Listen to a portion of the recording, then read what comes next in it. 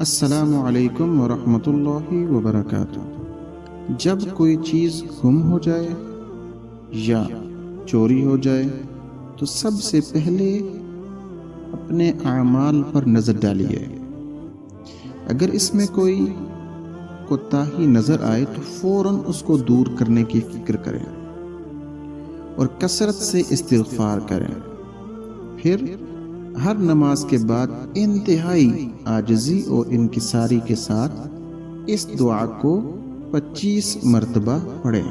Number 1، اللہم راد الضالۃ وہادی الضالۃ تہدی من الضلالۃ اردد علی ضالتی بقدرتك وسلطانك فإنها من عطائك وفضلك۔ اے اللہ، اے گمشدہ کو واپس کرنے والے اور راہ بھٹکے ہوئے کو راہ دکھانے والے، تو ہی گمشدہ کی راہ بتا سکتا ہے۔ اپنی قدرت اور غالبیت کے ذریعے میری گمشدہ چیز کو واپس فرما دے، کیونکہ بے شک وہ تیری عطا اور تیرے فضل سے ہی مجھے ملی تھی۔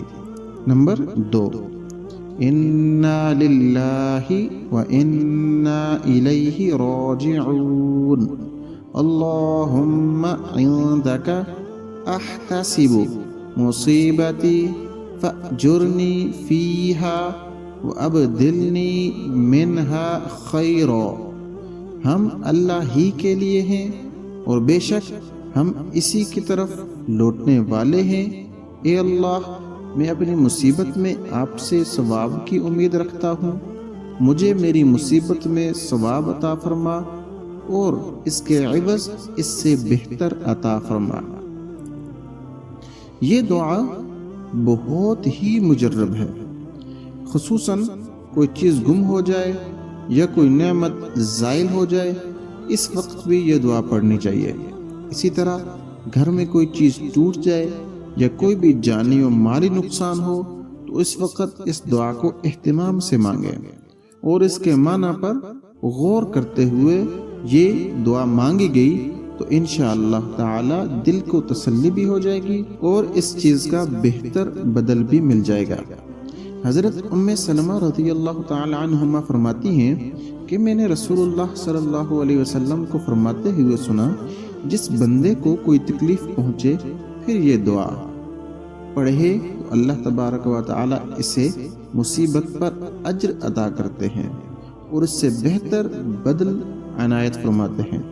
فرماتی ہیں کہ جب ابو سلمہ رضی اللہ تعالی عنہ کا انتقال ہوا تو میں نے وہی کلمات پڑھے جن کا حضور صلی اللہ علیہ وسلم نے مجھے حکم دیا۔